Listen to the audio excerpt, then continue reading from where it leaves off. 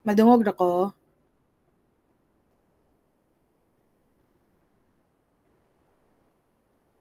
Okay. Sige, so kanang good afternoon, good evening. Oy, naunsa man mo oy. Good evening. So, thank you for attending even though it's late na. Um, yeah, I apologize but yeah, kinahanglan gyapon ta magklase para naamoy matunan. Okay? So, I hope you all listen even kay para dili sayang inyong time nga nag-attend mo here. So, and also it will help you na at least in study ninyo og start for P1 or for the long quiz at least dili na kay siya bugat sa inyo nga part to review. Okay? Kay naminaw naman mo daan karon. Okay, for this evening we're gonna be introduced to the background or introduction for the bacteriology and then the mycology. So bali murag overview pa gini siya. Wala pa ta nag-dive into specific bacteria or specific fungi. Okay? So I know some of you or all of you have already encountered this in microbiology, but again, we really have to review. Okay? Para inig-start na to og specifics na, dili mo maganga. Okay? Kay nakalimot mo unsa ganito, unsa ganito. Okay? So, quick review lang ta. So, next. Okay. Okay. So your bacteriology, it is a science that deals with bacteria and their relations to medicine, industry, and agriculture. But as for us, we're gonna be focusing on the medicine aspect. Okay, how will we able to control, or if it's present, how will we treat this? Okay, or how will we able to eliminate this from the host? Okay, so early classification of your bacteria or early classification of the kingdoms, as if ma-remember pa ninyo. You have your two kingdoms. You have your plantae for plants, animalia for animals. Also, additional third kingdom, which is your protista. So, para ma-include ang mga microscopic organisms like your bacteria, protozoa, algae, and fungi. And then, advancements in microscopy, it enabled the differentiation between the two cell types. So, sa itong mga cell types, you have your prokaryotes, which are small and simple cells, and then you have your eukaryotes, which are larger and complex cells. So now, si bacteria is under your prokaryotic cell. So meaning small siya and then simple lang siya. Okay? They are single-celled also. And then these bacteria the bacterias are found abundantly in nature, labi na sa soil, sa water, sa air, and then for the living organisms. So again, na-mention na nako that your bacteria is more numerous than the cells of the body.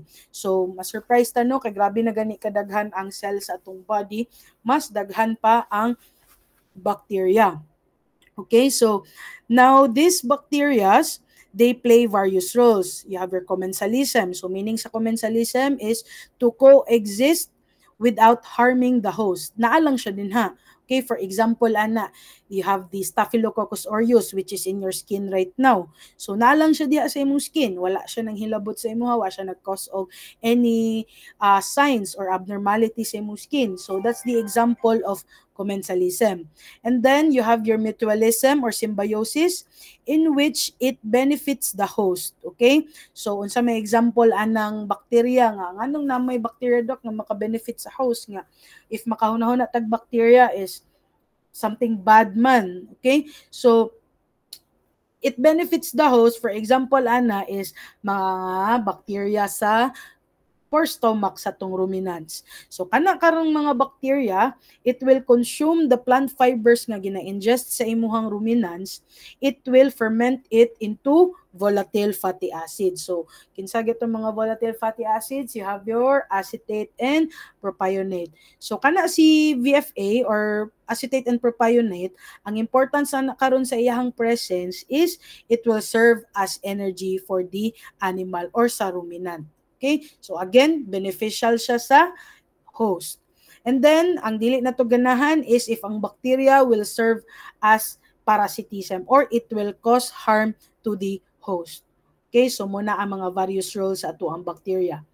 And then, so we go now to the anatomy of the bacteria. So importante kay ni nga kahibaw ta sa anatomy sa bacteria kay how will we identify the bacteria if we don't know or we're not familiar with the shapes, okay, or the anatomy of it.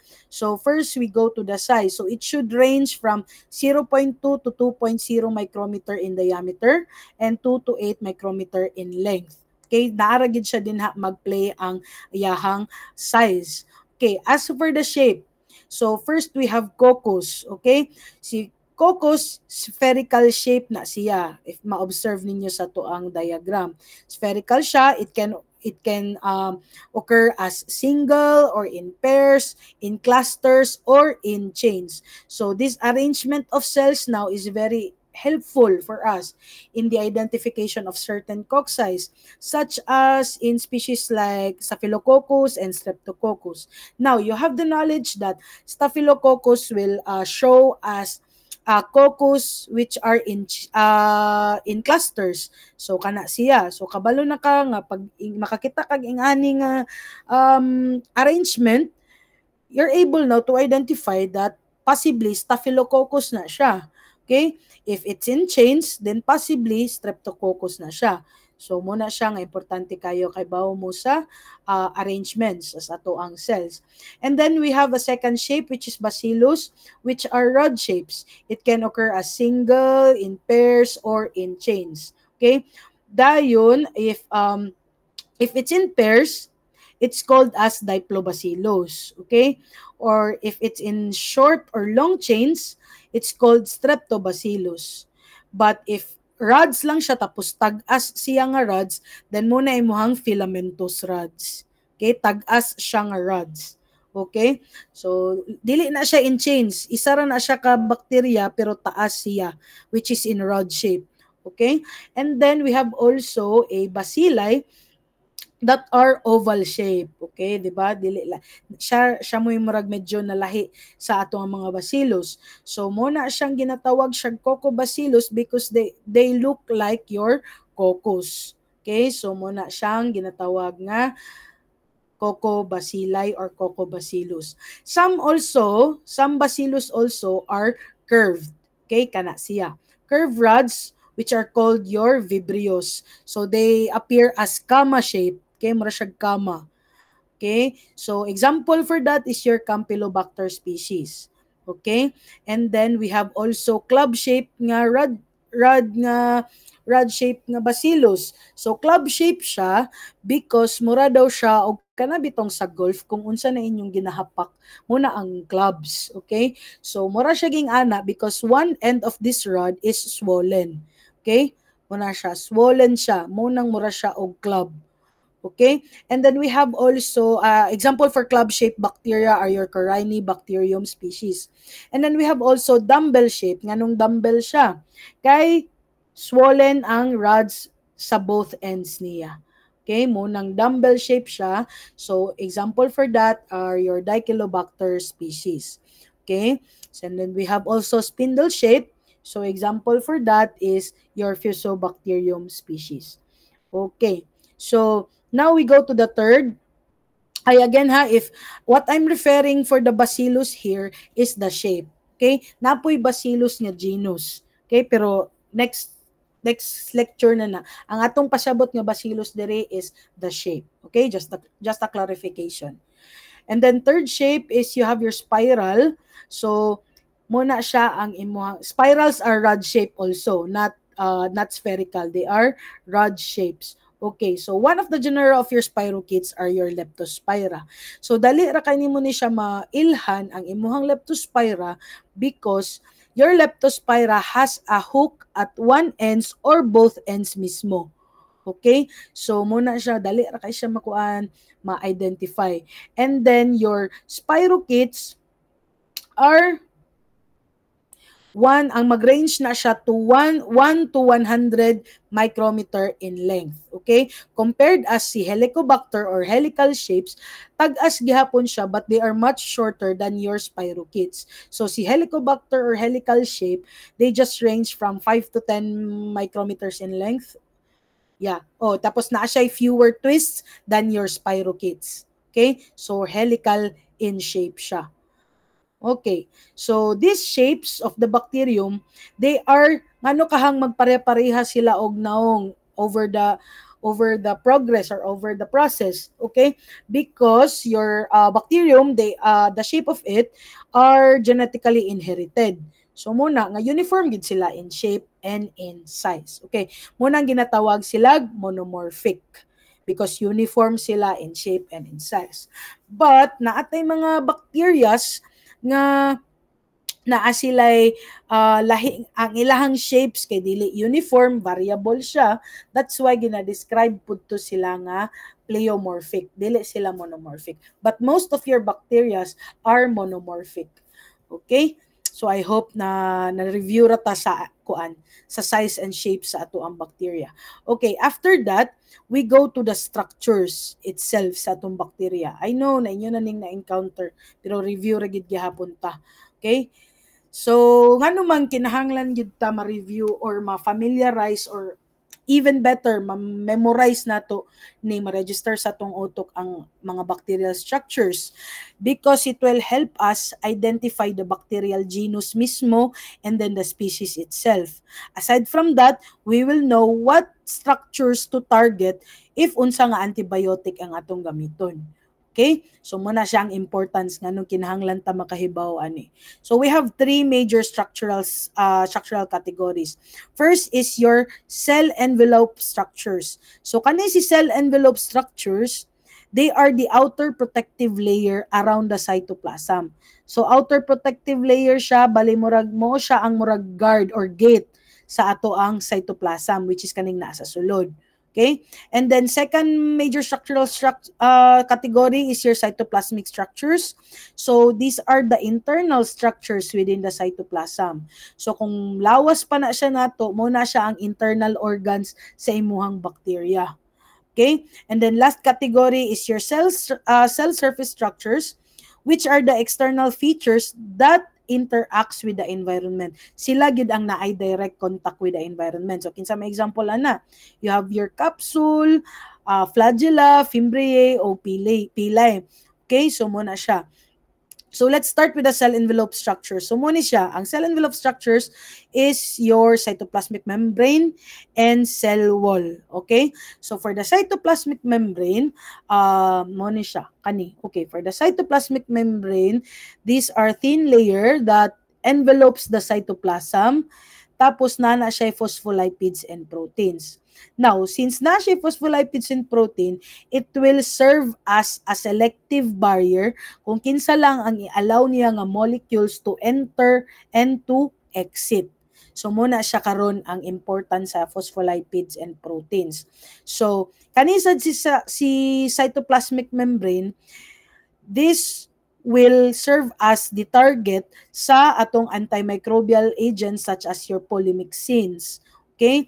So, aside from your polymyxin antimicrobial agent, certain disinfectants such as alcohol and quaternary ammonium compound, they will act on the cytoplasmic membrane. So, unsaon man nilag act diha sa cytoplasmic membrane? Iyahang i-disrupt ng cytoplasmic membrane para na ay leakage of the intracellular contents. Mag-leak na siya pagawas. So, karon nga nag-leak na siya pagawas, eventually, mag-cause siya og cell death sa imong bacteria. So, that's how your polymyxins or alcohol, that's how they destroy the bacteria.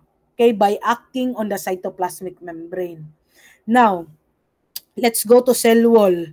Okay, so si cell wall, the cell wall is outside the cytoplasmic membrane. So nara siya, si cytoplasmic membrane is facing the intracellular structures. Si cell wall facing outside, okay? So now si cell wall, it protects the interior of the cell from the environmental changes. So karon si cell wall, it contains peptidoglycan, di ba? Which is a unique bacterial molecule.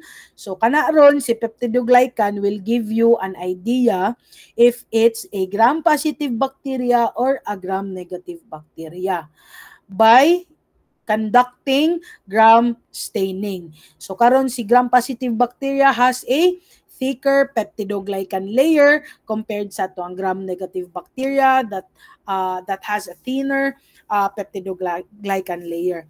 So karon si cell wall, ang mo target sa the cell wall, kung gusto ta nga mamatay si bacteria by targeting the cell wall, we will use the antibiotic nga penicillin. So kung kinsa tong mga naay mode of action against the cell wall, mo na imong gamiton. Okay? So that they can disrupt the peptidoglycan cross-linking ani nga bacteria eventually will lead to cell death.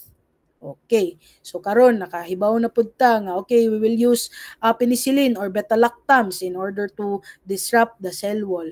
Okay, so umana na ta sa cell envelope structures. Now we go to the cytoplasmic structures. Ay dili pa di ay.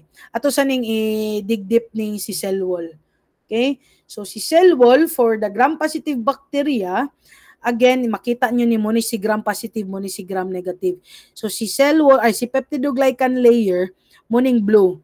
Diba? Makita ninyo, i-compare ninyo how thick it is compared to the gram-negative nga bacteria. How thin the peptidoglycan layer is. Okay? So, now, your gram-positive bacteria has two-layered structure, your cytoplasmic membrane and then your peptidoglycan layer.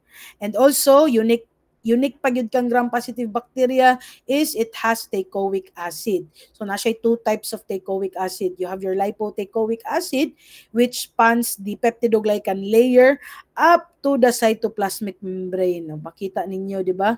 Taas kay siya, maabot siya sa cytoplasmic membrane. Ikaduha nga type is your cell wall teichoic acid. Nalang siya sa peptidoglycan layer. Nalang siya sa cell wall. Okay. So, unsa may importance in having teichoic acid? Okay? It will provide much of the wall's antigenic specificity, okay, which will be used in order to identify the bacteria. Okay? So, muna siya ang importance sa imuhang gram-positive cell wall. Now, we go to gram-negative cell wall. So, again, it has thin peptidoglycan layer. But ang naka-unique ni gram-negative bacteria, even though naa siya thin peptidoglycan layer, is it contains an outer membrane. Okay, so unsa man na si outer membrane? Si outer membrane, it consists of inward-facing phospholipids linked to the peptidoglycan. O mo ni imong peptidoglycan, mo ni imong phospholipids, okay? Which is kaning mga lipoproteins kani. Muna. So nakalink siya imong outer membrane ug ang imong peptidoglycan through these lipoproteins. And then na siya ikaduha pod, na siya outward facing pagawas nga lipopolysaccharide layer, which is your kani siya. Para asa man ni siya for the structural rigidity of your gram-negative cell wall.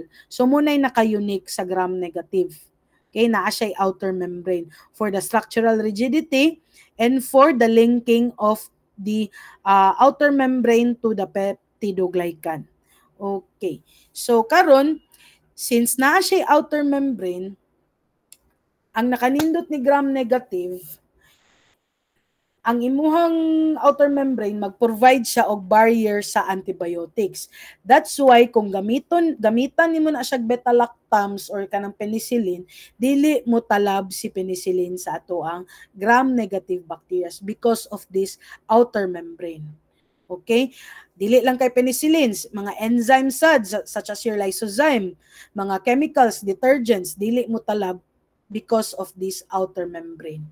Okay? So kuan siya, wala tuod siya teichoic acid pero naa siya outer membrane.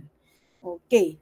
So I hope nasabtan ra ninyo siya ang ato ang naka-unique sa gram-positive o ang naka-unique sa gram-negative and how they were able to evade sa mga ato ang challenges, environmental challenges. So karon this is just a functional differences between your gram-positive and gram-negative bacteria. So kung sa tong gipang-ingon ganina, more likely gitable ra gid siya. For example, your peptidoglycan layer, thick siya sa gram-positive, thin siya sa gram-negative. And then for example, another example is this susceptibility to penicillin. As I told you, effective si penicillin sa tong gram-positive bacteria but dili siya effective sa tong gram-negative bacteria because of the presence of outer membrane. Okay, so this is just a comparison. Okay, so since ganina si gram-positive na to si gram-negative na siya peptidoglycan layer, thick ang isa, thin ang isa. However, we have bacteria that lack peptidoglycan. Okay? So, muna na itong giingon nga pleomorphic type. Naglahi sila. Ilahapod na. Okay? Dili sila gusto pareha sa uban. So, example of that is your Mycoplasma species. Wala siya peptidoglycan layer. And then, you have your Chlamydia. Example, your Rickettsia, Ehrlichia, and Chlamydia, they also do not contain peptidoglycan layer, but they are like gram-negative bacteria which has outer membrane. Kaya pareha sila sa gram-negative, ang nakalahian lang nila, si gram-negative bacteria na ay peptidoglycan layer. Si Chlamydia, wala. Okay? And then, tapos tayo mga bacteria that has complex cell walls, dili simple for pareha sa imong gram-positive and gram-negative. So, yaha, na siya specialized nga activity. So, na siya cell wall, gram-negative siya, na siya cell wall, thin ang yung peptidoglycan layer, but na siya arabinogalactan. Okay? Si arabinogalactan, sugar chains of galactose and arabinose na siya, which are linked to mycolic acids. So, unsa man ni si mycolic acids ron? Unsa may importance na niya? Kinsa man na siya. So, kani si mycolic acids, they are hydrophobic and waxy. So, meaning na lipid layer siya. Dili siya ing ana kadali mo absorb o kung unsa man gani imong gusto ipa-absorb sa iya ha. So, these mycolic acids, the hydrophobic and waxy ones, they make up to 60% of the cell wall ni Mycobacterium. So, karon since hydrophobic and waxy man siya, if gamitan nimo na siya gram stain, dili mo stain ang imuhang gram stain ana niya. Kay hydrophobic ay waxy lagi siya, dili siya nga nakadali mo absorb og stain. But naa siya special staining pwede nimong gamiton, which is called your acid fast stain. Okay? So katong carbolphoshane ang imuhang gamiton nga stain in order for it to be absorbed by this bacterium. Okay. So also one importance of this, since waxy man ang iyang layers, it will also slow down the nutrient uptake of this bacterium. So slow down man niyang nutrient uptake, ang Mycobacterium species sad has slow slow growing sad siya nga organisms. Dugay siya motubo. Okay? So, matingala mo, for example lang, maka-encounter mo pohon, mag-inoculate mo Mycobacterium. Tingala ka, 24 hours naman mo pa may tubo. Okay? So, meaning, extend na po din mo siya up to 48 hours. Dugay gid siya mo tubo. Okay? Because of its waxy layer. Okay? So, since it's waxy layer sad, it provides resistance to host defenses and many antibiotics. Okay, so dili ra bisag unsang nga antibiotic mo pwede magamit ani. Na specific nga antibiotic ka pwede gamiton nimo for the Mycobacterium. Okay? So next. Other bacteria with mycolic acid, we have your Nocardia asteroides, Corynebacterium pseudotuberculosis, Rhodococcus equi, and species of Actinomycetes. Okay? This mycolic acid also will contribute to environmental resilience, often found in soil bacteria. So, resilience. So, nara na siya sa soil. Even though naunsa na ng pH diya sa soil, resilient kid siya, mabuhi ra gid gihapon siya because of this mycolic acid. Okay? So next. So now humanata sa cell wall structures, we have the cytoplasmic structure. So nanata sa internal organs mismo ni bacteria. So this composed of 80% water, and then kinsa man ang mga internal structures, you have your nuclear material or nucleoid, your ribosomes, inclusions, plasmids, spores, nga actin-like cytoskeletal proteins. So let's start with the nucleoid. So inyo ra gyud hinumduman aning nucleoid or nuclear nuclear material, naa diha si DNA. So karon si DNA is not enclosed, okay? Unlike sa inclusions, ribosomes, spores, siya very exposed siya. Okay? So since naa diha ang ang DNA sa imong bacteria, mo na siya ang i-target sa antibiotics like fluoroquinolones. Okay? Mode of action niya is it will disrupt the DNA gyrase. So, inganaon niya pagpatay ang bacteria. Okay? Si fluoroquinolone. DNA mismo ang iyahang i-attack which is found in the nuclear material. Okay, so next you have your ribosomes. So, nanataan na katong 50S ribosomes, 30S ribosomes. So, your ribosome serves as the site of protein synthesis. So, kinsa may mo target anang ribosomes? You have your aminoglycosides, macrolides. Okay, example for that is your chloramphenicol, which will target your 50S ribosomes. Okay. So next, inclusions or storage granules. So basically diha mag-store ang reserve nutrients sa imong bacteria. Okay, storage lang na siya. So next is plasmid. So where the major events of the bacteria happens. So naa din mahitabo ang antibiotic resistance if there is any. The virulence factors of the bacteria is in your plasmids. And then the chemical resistance, si plasmid ang responsible for that. Okay? But these plasmids, it can be eliminated from the cells through a process called curing. Pwede ra gyapon na siya. Bale mo rag kung sa bacteria pa si plasmid ang pinaka gusto nimong gubaon. Okay? Pero, di ba makita ninyo sa sige na tug attempt na maguba si plasmid, nag-develop og antibiotic resistance. Okay? So ingana ka powerful si plasmid. Spores, okay. So they formed mainly in gram-positive bacteria as a survival mechanism. So these spores, they are primarily produced by pathogenic genera such as Bacillus, di ba? Kung nakadungog na mo anthrax, which is caused by Bacillus anthracis, kana produce siya og spores. Aside from that, you have Clostridium species. Mag-produce gyapon na siya spores. But since yes, they form mainly in gram-positive bacteria, but we have gram-negative bacteria also that can produce spores. Example for that is your Coxiella burnetii. Okay? So again, your spores, they are highly resistant to heat, desiccation, chemicals, and radiation due to a thick spore coat. That's why, if for example, makakita mo og suspected nga Bacillus anthracis or anthrax case in the field, you don't open that or you don't necropsy that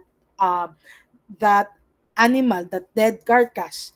Kay dili na siya mapatay dayon ang spores once it's exposed to oxygen, mo kalat dayon siya. So kanang dili na siya dali mapatay o kanang imulang butang ag disinfectant or chemicals ana. For example, mga gamit nga gamiton, imong i-autoclave or anything, dili siya ingana kadali mapatay. That's why your best option for that is to bury or dili incinerate, bury mismo. Bury na diretso ang mga carcass that is suspected nga namatay through kaning mga organisms that will produce spores. Okay? So, yeah, they are very difficult to eliminate. So, again, they can germinate, turning back into vegetative cells again. But,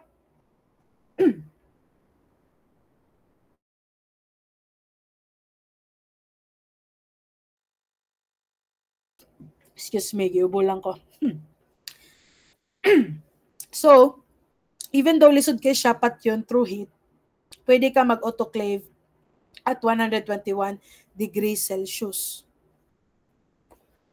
Excuse. Okay. Next.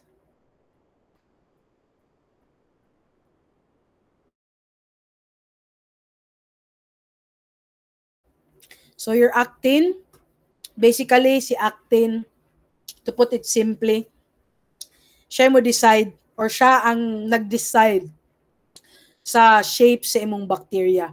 Although na ay part si peptidoglycan for that, pero si actin ang main character anang pag decide sa shaping sa iyang sa bacteria. Okay? And then now we go to the surface structures of the bacteria. Again, your surface structures are the ones that has a direct contact to the environment. Okay? So since sila ang naay direct contact to the environment, sila mismo sila silbi ang kanang maghimo og way in order for them to protect the bacteria nga dili sila mapatay sa kung unsa man gani ang threat or challenge. So example for that is you have the capsules or slime layers, okay? Si capsule, it will help the bacteria evade the immune responses by resisting phagocytosis, okay? Making them critical in pathogenicity for organisms like Bacillus anthracis and Streptococcus pneumoniae. So kaning the ones mentioned, they are the ones that is able to form a slime layer. Okay? So kana siya.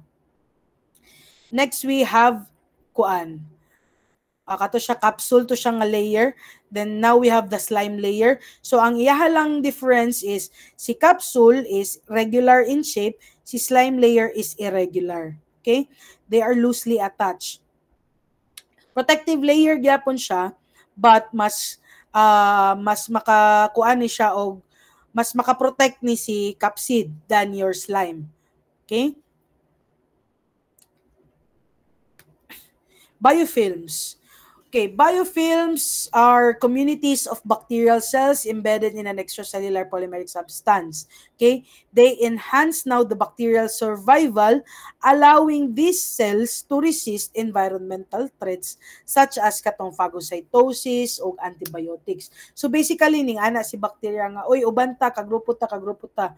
Feeling nato kung magrupo tang tanan, feeling nato dili ta mapatay sa bacteria. So naggrupo-grupo sila tanan para dili sila ingana kadali maphagocytose or mapatay mapatay sa bacteria. Okay? So muna siya ang biofilm formation. Now we have the flagella. So si flagella, they are long hair-like structures that enables motility and are classified based on their arrangement.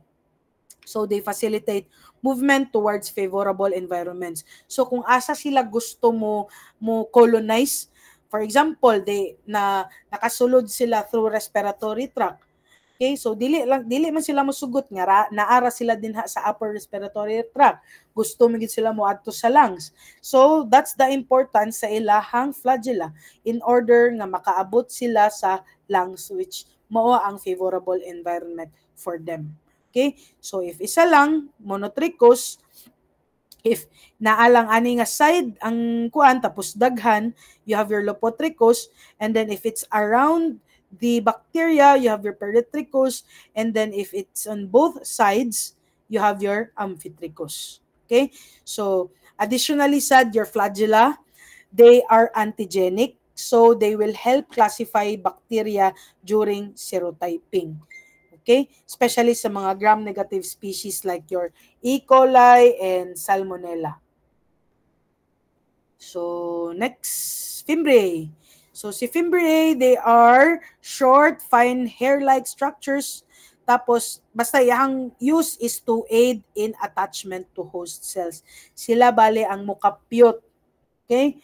Para dili sila ma-wash away, para makakolonize sila. Mukapyot din sila kay gusto sila magpadaghan din ha. Okay? So for example, si enterotoxigenic E. coli. Okay? Ilahang gusto i-colonize is si intestinal lining. So para makolonize nila, ang Fimbriae ang responsible for them to attach to that intestinal lining. Okay? Pili. So si pili is just they are the ones that facilitate the DNA transfer between bacteria through conjugation. So I hope by now you're already familiar sa katong unsay process or unsay mechanism sa katong transformation, transduction, conjugation. Okay, if not, search it, review yourself for that. Okay, so saktanan akong giyaw-yaw for the structures mo na to siya, mo na ni siya ang imuhang table. Okay? Okay, the chemical composition, the function.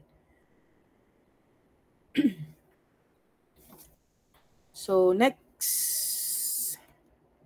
So the physical requirements of bacteria. So again, the bacteria are classified based on their oxygen needs and tolerance. So for the aerobes, meaning again, it requires the oxygen to grow and use it in their metabolism. So natay obligate aerobes in which they cannot grow without oxygen. We have also facultative aerobes. Aerobes pa ha, wala diha. Facultative aerobes which prefers oxygen for growth and for them to grow faster pag na ay oxygen. But still, even without oxygen, they can still survive. Okay? They will switch to anaerobic process. Muna imuhang facultative aerobes. Then we have also microaerophiles. So they grow best at low oxygen levels, mga 2 to 10% muna iyang pinakagusto. Okay? So now we have anaerobes. Si anaerobes, they grow best in the absence of oxygen. Okay? Kaya kung na oxygen, toxic man na sila ha. Okay? So they are not able to grow in its presence. Okay? See?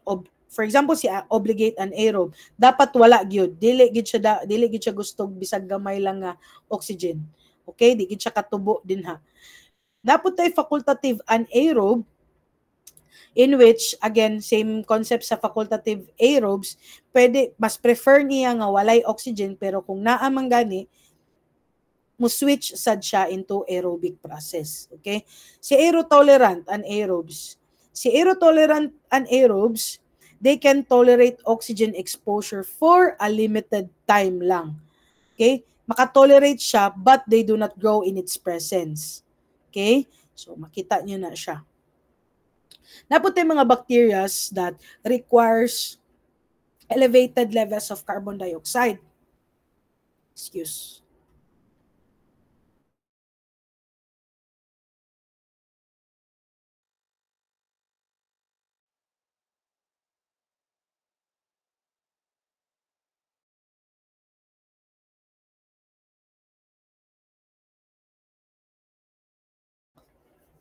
Okay, pasensya kayo. Kaya giubo ko ba eh? Okay. Napot yung mga bacteria that they require elevated levels of carbon dioxide in order for them to grow. Okay? Then, na po yung mga temperature dependent. But most of the bacteria, they grow on 37 degrees Celsius. Pero mag-range po na siya. Okay? But we have also bacteria that prefers neutral pH levels, mga around 7. Okay? But some bacteria, like your Helicobacter pylori, which can survive in highly acidic conditions. That's why ilang gusto nga environment is sa stomach. Okay, acidic man na din ha. So wala siya paki if acidic na, makasurvive man siya din ha. Okay, so muna siya ang physical requirements of bacteria. So I think mura to inyuhang dapat sa ato ang ma-review sa bacteria before we go to the specific bacteria. So before we go, mycology sa ta. Okay, so again, basic study of fungi and fungal diseases that affects the animal. So we will focus on identifying and managing fungal infections in animals. So fungi, they are heterotrophic, aerobic, and non-motile. So yes, they are heterotrophic organisms, meaning they obtain nutrients from other organisms like unsa, mga decomposing dead organic matters, o they feed on living hosts. Okay, so why do they do that? Okay, nga namang kinahanglan sila laing object para makakuha sila nutrients because they are not photosynthetic, meaning wala sila chlorophyll. They cannot synthesize their own food. So, they are saprophytic or parasitic existence because they absorb nutrients from the environment. Okay? Through yeast or through hyphal cell walls in which makita nimo sa fungi. So they are abundant and widespread in the soil on vegetation and in water. Okay? Where they subsist on decaying vegetation and wood. So, diya sila nakiparasite. Okay? Para maka-survive sila. So, your fungi, they grow as either mold or yeast or pwede both. Okay? So, if molds, they produce multicellular filaments called hyphae that forms fuzzy or powdery colonies. So, kani siya. Kung unsa nang makita sa inyo mga pan, nga wa pa ninyo gikaon, isa ka semana nakapin, mo na siya ang molds. Okay? For the yeast, they grow as single cells that reproduce by budding. So, kani si budding, kuan ha, ayaw mo kalimot that if you want to inoculate fungi or if you want to, to culture fungi, your gold standard nga agar nga gamiton is your SDA or Saborod's dextrose agar. Okay, so muna imong gamiton gyud. Basin ninyong fungi, inyo nang i-inoculate og makongki or i-inoculate niyo ng BAP or blood agar plate. Okay, so Saborod's dextrose agar gina siya. So, for fungi, naa siya hyphae sa mold. Sa mold sa tao, niya nata sa yeast, sa molds. Naa siya hyphae. So, si hyphae, these are tubular structures, kana siya, that can branch and grow extensively. Okay? They can grow, they can divide into septa. Okay. So, multiple hyphaes, pag magdikit-dikit na sila, they will form a mycelium. So, muna na imong mycelium. So, in mycelium na ay two types, na ay vegetative mycelium, which are ang hyphae niya is in the substrate, or aerial mycelium, so meaning they need oxygen, so that's why they grow above the substrate. Okay? And then we have yeasts. Sa yeast, they are oval or spherical in shape, then they reproduce by budding. So meaning sa budding is the mother cells forms a daughter cell, tapos eventually mo detach na siya. Pag detach na niya, mag-leave siya og budding scar or bud scar kana siya. Okay? So in yeast also we have pseudohyphae. So unsa man na si pseudohyphae? It is a chain of irregular yeast cells that is formed when the daughter cells remain attached. So kana siya mga detached na pero kana naka-attach pa na sila. So that's why pseudohyphae gyapon ang tawag niya. So kinsa natay common yeast that forms pseudohyphae. Ang example ana is Candida albicans. Okay? So muna siya ang imuhang pseudohyphae. Napunta ginatawag nga mga dimorphic fungi. So si dimorphic fungi, they grow as a mold or hyphae in the environment or if you put it in a room temperature. But if imo ni siyang i-autoclave or imong i-incubate, imo siyang isulod og 37 degrees Celsius, from molds, they will convert to yeast. Okay? So munang dimorphic fungi ang iyahang tawag.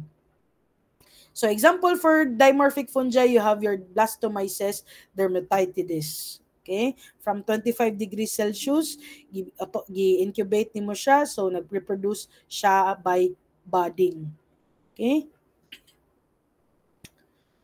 So general considerations on fungal infections, they do not cause disease in healthy immunocompetent animals. Okay? They just cause a disease if it's in the case of immunosuppression or when fungi breach body barriers. Okay, so natay mga types of fungal diseases. First is your systemic mycosis. Okay, serious pathogens like these ones, they are serious pathogens. But napuntay opportunistic pathogen that can cause systemic mycosis such as your Aspergillus, Mucor, o Rhizopus. Okay? So, systemic mycosis gani, meaning tibuok, lawas sa host affected. Okay, now we go to subcutaneous or deep mycosis. So, si subcutaneous or deep mycosis, dili tibok lawas, they just affect the skin and lymphatics. Okay, pwede sad siya ma-spread to internal organs, but rare lang siya. Okay, so example for that is Sporothrix species. Then we have cutaneous mycosis. Si cutaneous mycosis, ang involved lang ana is the skin, the hair, the hooves, and then the nails. Okay? Pwede gyapon siya maka-invade og deeper tissues, but rare lang siya. Okay? Example for that is you have your Microsporum and Trichophyton. And then lastly, you have your mycotoxicosis, which is caused by toxins from molds, in which now it will affect the organs if ingested, inhaled, or skin contact. So example for that is aflatoxins. So kani si aflatoxins, if makita nimo ni siya sa kanang mga feeds nga naay molds, okay? Kana siya. Magika na siya sa corn, sa mais, di ba? Your mais or corn is one of the raw materials when you formulate or make feeds. Okay. So, muna siya ang types of fungal diseases. So, now, most fungal infections are non-contagious, meaning dili siya makatakod. Example, ana, is animals with systemic infections such as blastomycosis. They typically do not spread infection to others. But we have an exception, which is this, the dermatophytosis, or also known as your ringworm. Okay, di ba? Makatakod si ringworm. Contagious siya via contact with infected hair or skin fragments itself. Okay? So, muna siya ang imuhang example. So, transmission of fungal infections, dimorphic fungi infections are usually from inhalation, ingestion, or inoculation of spores from external sources like soil. So, karon, large outbreaks may occur if many individuals are exposed to a common source. For example, inhalation. Okay, na ay soil nga infected or contaminated with this fungal, okay, or fungi. Pag kitang tanan naka-inhale ana nga soil, that's the time that will cause an outbreak or large outbreak. Ingana ang most likely nga reason nga nung mag-cause og large outbreak. If i-compare nimo siya sa direct person-to-person transmission lang. Okay? So, ingana siya. So, yeast such as Candida and Malassezia are part of the natural microbiota. So, nara na siya din ha, but overgrowth and infection may occur if ang microbiota balance is disrupted. For example, immunosuppressed ang imuhang host. Okay, disrupted na ang iyang microbiota. So karon si Candida o Malassezia, imbis normal microbiota lang siya din ha, gagara na siya. Okay, kaya nakakita mo siya opportunity nga, oy, medyo weak ang akong host ronda, mo kuan magara-gara daw ko be, kana ingana. Okay? So muna siya. So treatment of fungal infections, para lang nga namoy idea, because antifungal treatments in animals, they often require prolonged use, okay, which can be costly. Tapos na pag yung mga side effects compared sa imong bacterial infections, okay? So mas challenging yun if na ay fungal infection ang imuhang pasyente. Okay, so for example of that is your polyene drugs such as your amphotericin B, natamycin, and pimarisine.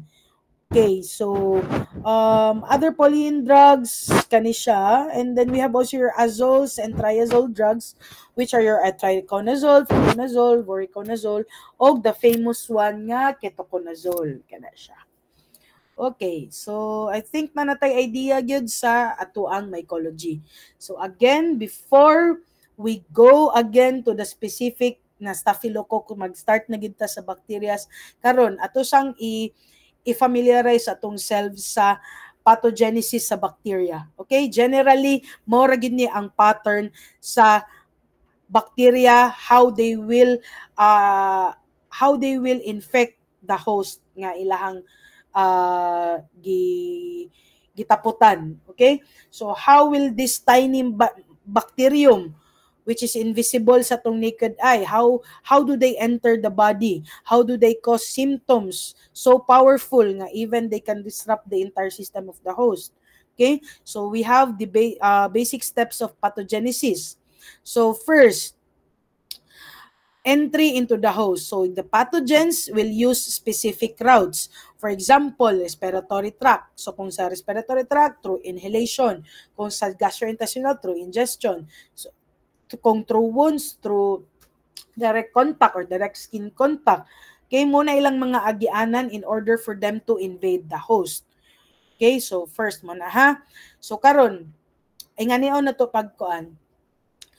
Each step atong i-explain, and then hatagan na to og excuse me, hatagan na to og unsa atong pwede mabuhat in order for us to block the steps. Okay, unsa atong pwede mabuhat in order for us to stop para dili ma-continue ang steps sa atong bakterya, para ang atong goal ba kay dili ta gusto nga maabot siya sa iyahang goal nga maka-damage sa ato ang host. Okay, so each step ato nang hatagan og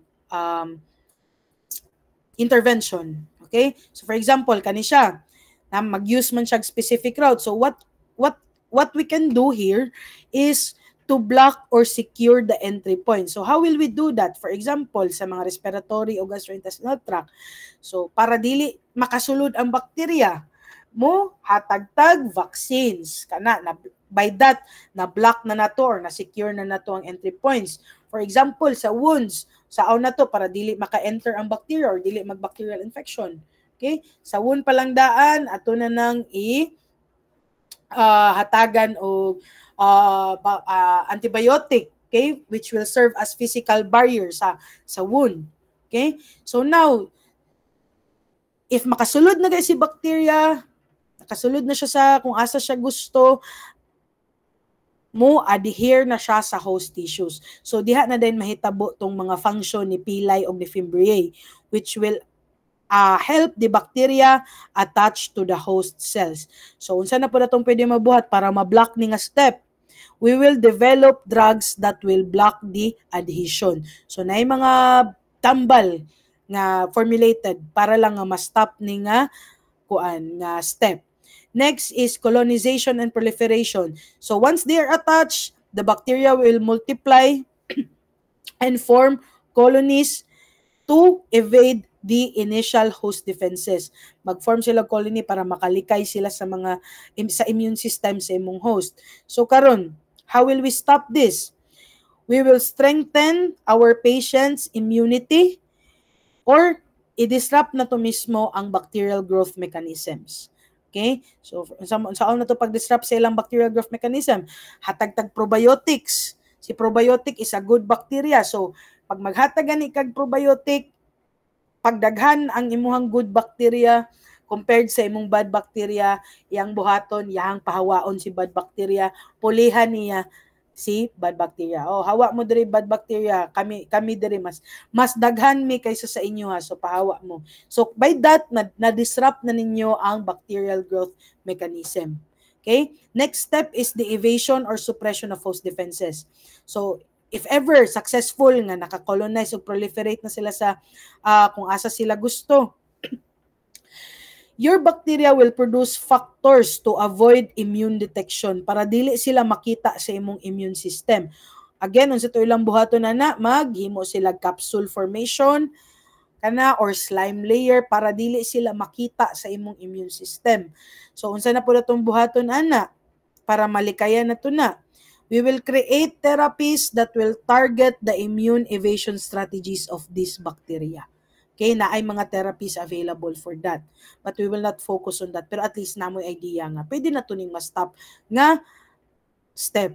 Okay, so karon nga, for example, successful na po siya, okay, nakalikay na siya ni immune system through capsule formation. Karon ang iyahang goal na nagyud to damage the host. Your bacteria will produce toxins if mag-produce man gani siya toxin or trigger the immune response that will now damage the host tissues. Okay? So, sa itong buhaton na to stop this, we will neutralize the toxins or modulate the harmful immune responses. Okay. So now, na kuan na to, di ba? Ang ginaunsa ni bacteria from the environment pasulod og abot na gid siya sa iyang goal nga maka-damage na siya sa host. Okay? Nasabtan ra ang basic steps of pathogenesis. Okay? So pathogenesis is more likely the origination, the process o nga giunsa niya pag-develop ang disease. Okay? Basically the story mismo. Okay? So muna siya, mura gid na ang pattern sa bacteria. Ang imuha na lang, ang atuan na lang i-differentiate is asa siya mo entry sa bisag kung sana depende sa kung kinsa nga bacteria, asa siya mo entry, asa siya mo adhere, asa siya mo colonize, og unsa nga mga damages ang pwede niyang i-kuan sa ato ang host. Okay? Pwede niyang i-manifest sa ato ang host. Okay. So, yeah, I tried to explain it as simpler. So, I hope nga na understand ninyo. Okay? So, now, we go now to the gram-positive bacteria. So, kani sila tanan, ato na siyang isa-isahon. Dili lang kay ang gram-positive, pati ang gram-negative bacteria. So, let's start with the cocci. So, since napamantay, napatay time ha, but gamay na lang. Okay? So, sa karon nga lecture, dapat wala na dapat stop na. Pero, ato lang ning isingit si Staphylococcus ha. Gamay lang ni si Staphylococcus. Si Streptococcus is next meeting na. Okay. So, for the Staphylococcus, okay. So, karon wala pa daw takahibaw nga si Staphylococcus sa tong gusto i-isolate nga bacteria. Okay? Napa daw tay nakita nga wound sa tong patient. So, what we will do, we will acquire a sample. Okay? So, the samples are collected from the infected tissues, kana siya, the wound, or sa body fluids mismo, or sa skin, sa milk, if unsa man gani, basta kana siya mga fluids. Pwede nimo na siya himuong sample. But mind you, dapat mag-practice mo aseptic technique para ma-avoid ninyo ang contamination. Kaya para asa man nga imo nang ipatubo nga contaminated na nga sample, so daghan na kay ang nitubo sa imong inoculation. Di nakakahibaw if gikan ba na siya sa wound or contaminant ra na siya diha. Okay, so dapat makita ninyo ang nagkuha, dapat naka-gloves, and then dapat sterile swab na siya. Dili na siya cotton buds lang. Okay, sterile gina siya nga swab. Okay. So karon nakakuha na tag sample. What we will do, mag-gram staining ta para ma-identify na to kung unsa ni, gram positive ba ni or gram negative. Okay? Karon nakakita ta nga violet siya, so gram positive siya. Then we will now observe the arrangement of the cells. So nakita na to spherical siya, gram positive siya kay purple man siya, and then in clusters ang iyang arrangement. So now we have an idea nga it can be Staphylococcus. Wa pa ta nag-ingon ha nga Staphylococcus na. It can be because of the arrangement. Okay? La pa ta na conclude gyud. Okay? So your Staphylococcus, they are facultative anaerobes, meaning they require or their preference is dapat walay oxygen, okay? Pero if i-convert niya yung self into aerobic, okay? So, but naatay exception for that. You have your Staphylococcus aureus subspecies anaerobius, which are microaerophilic, and your Staphylococcus saccharolyticus, which are anaerobic din na sila strictly. Okay? So now, okay, na natay idea. Okay, Staphylococcus siya. That doesn't end there. We will culture again the broth or kung unsa the sample, we will culture it into blood agar plate. So kung ato na siyang patubuon, for example, napatubo na nato siya, dapat ang colonies niya are round and relatively large, and it should measure 3 to 5 millimeters. Okay? And then your Staphylococcus aureus strains may produce carotenoid pigments. So muna siya, ang carotenoid pigments are the ones responsible nga nung mag-produce si Staphylococcus aureus o golden color nga appearance. Okay? Whereas colonies of other species are generally non-pigmented siya, so meaning white lang siya on appearance sa blood agar plate. Okay, makita gid nimo if staph aureus siya, if golden color siya. Naputay selective media, for example, kani si mannitol salt agar. So this selective media contains a high sodium chloride content. Okay? Which contains 7.5% sodium chloride. So karon unsa may importance aning high sodium chloride content niya? This high salt content is used para ma-inhibit ang other or most other gram-positive and gram-negative bacteria from growing into this agar. Okay? Ang yaharag yung patubuon is si Staphylococcus, which is salt-loving. Okay? Muna siya. Munang selective siya. Selective for Staphylococcus siya. Okay? So, yes. Okay, so the high salt content sad, muna na siya. So, okay, basta imo lang buhaton ani next is by doing biochemical testing, di ba? Wala pa ta nahuman diri, wa pa na to na-conclude nga Staphylococcus gina siya. Magdo na pud ta og biochemical testing. So, ang atong sample mag-conduct tag catalase test. So si catalase test mo positive siya if Staphylococcus siya, meaning there will be immediate bubbling result. Okay? So inganaon nimo pag-distinguish between your Staphylococcus and Streptococcus by using this catalase test. If positive, Staphylococcus. If walay bubbling result, meaning negative siya, meaning Streptococcus siya. Okay? Because your Streptococcus, your Staphylococcus, naana siya i-break down niya ang hydrogen peroxide to water and oxygen. That's why mo bubble siya. Okay?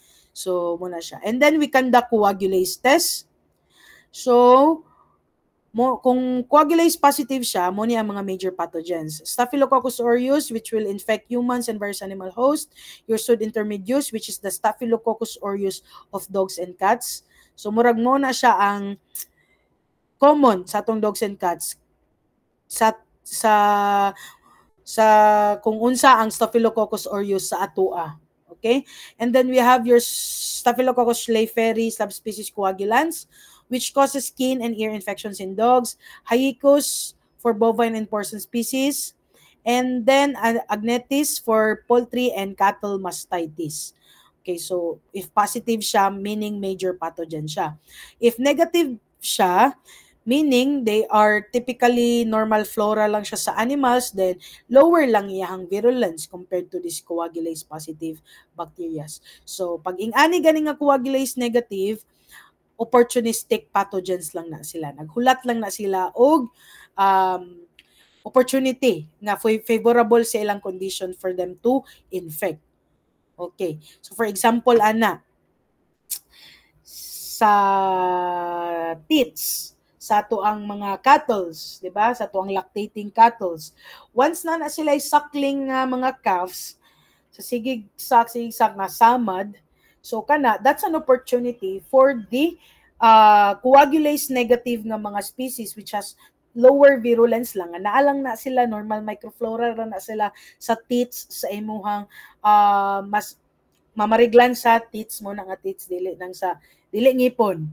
Okay? So, sa mammary glands, nalang na siya din once nasamad na, opportunity na siya sa imuhang bacteria to infect. Okay? So, muna siya. And then, after that, patanahuman sa coagulase negative, mag-oxidase test na punta. So, sa oxidase test, dapat negative siya para makakonclude ka nga Staphylococcus siya. Sa DNA test, dapat positive siya para makaingon kag Staphylococcus siya. Diba? Series of tests yun ang imong gamiton, pati itong physical appearance niya under agars, mo gina siya ang imuhang i-conduct in order for you to conclude kung unsa na siya nga bacteria. So, muna yung pattern kung Staphylococcus siya. Okay? So, again, for the pathogenic mechanism, mo itong giingon ganina ha. So, mo shortcut ta. Naka-attach na siya sa host tissues. Okay?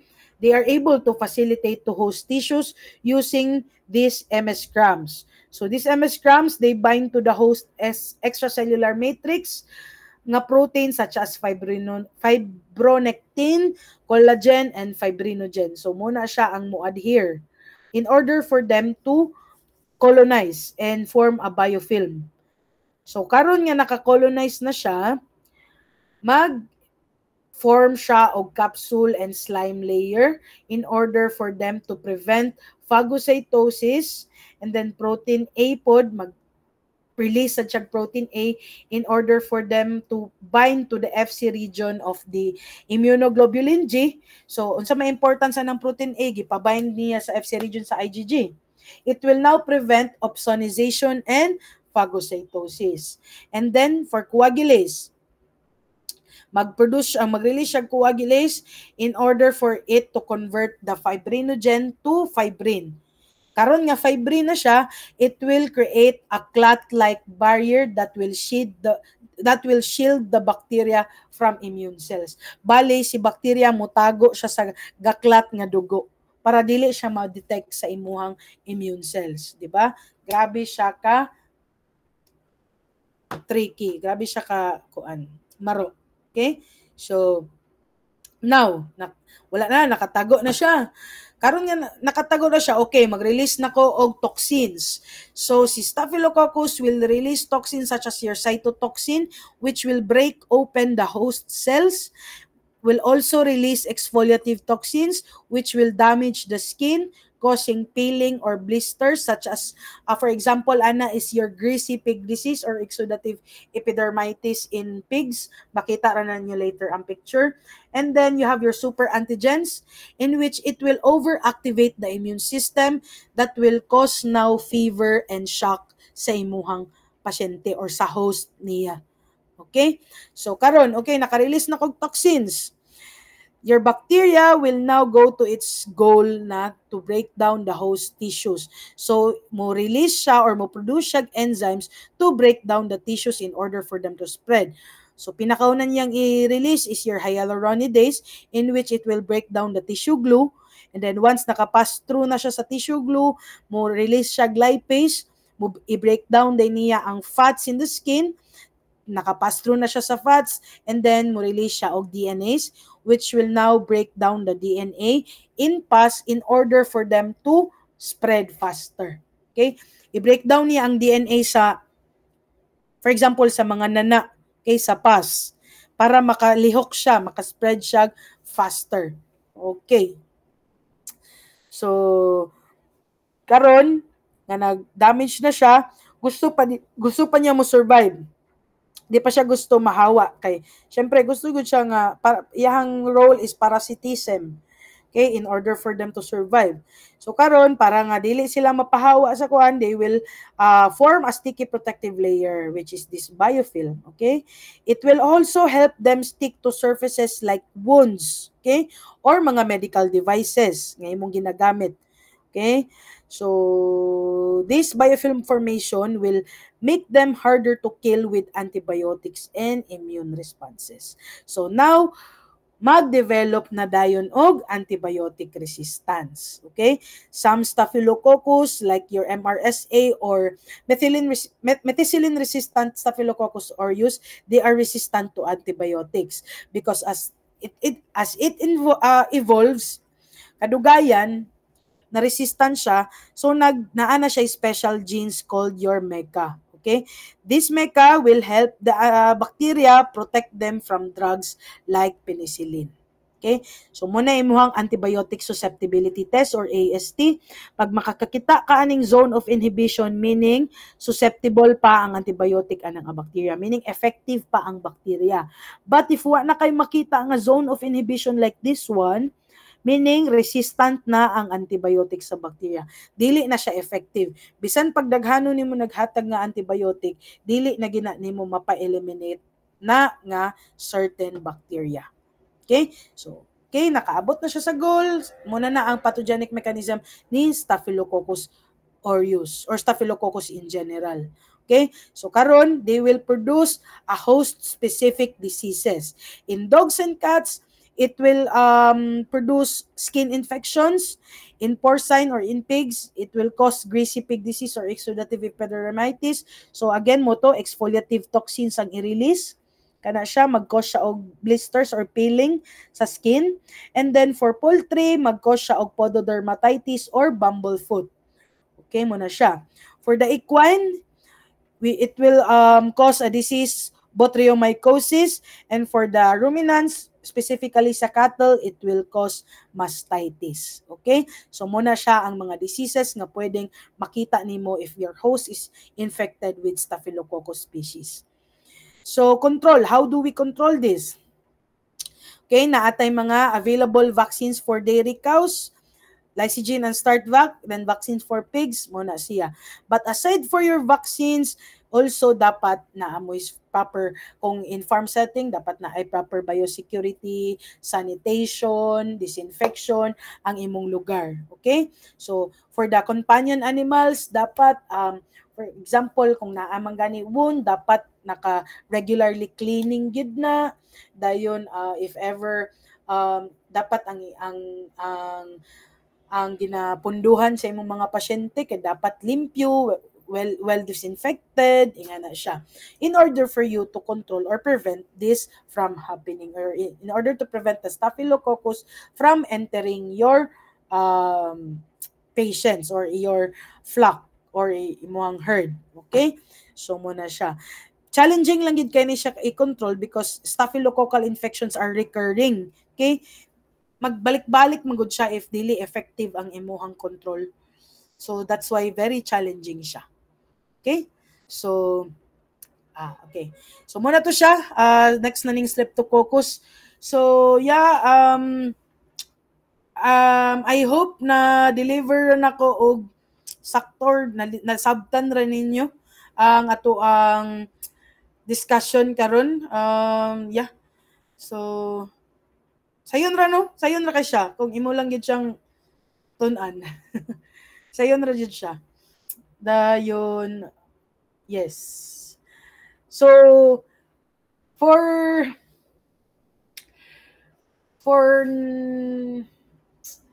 next meeting, atong next meeting is Saturday, right? Okay, so next meeting, we will have a quiz before starting the lecture anang time. We will have a quiz regarding this topic, okay? So I hope nasabtan na ninyo. If namoy mga table nga wa na klaro, you can message me. I will post it on the wala pa tay GC na tay GC. I will post it in the GC para makita ninyo if dili niyo maklaro ang table. Okay? So, next meeting, Streptococcus and so on. Okay? So, any concerns, question? Nag-record mo? Wala.